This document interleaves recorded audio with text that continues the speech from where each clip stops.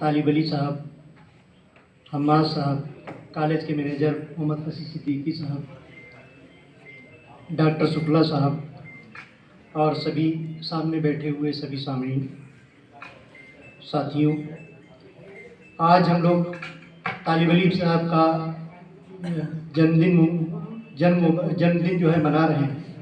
तालिब अली साहब से हम लोगों की मुलाकात जहाँ तक कि 27-28 साल से हम खुद इस कॉलेज में हैं।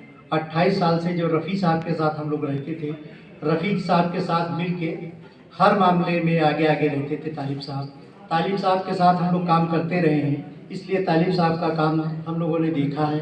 आज भी कॉलेज में कोई भी मौका हो, अगर ज़रूरत पड़ती है तो तालिब साहब को याद किया जाता है, तालिब साहब फ़ौरन आते हैं। उनके जन्मदिन की बहुत बहुत मुबारकबाद मैं पेश करना चाहता हूँ अपनी तरफ से और अपने कॉलेज के स्टाफ की तरफ से। बहुत बहुत मुबारक।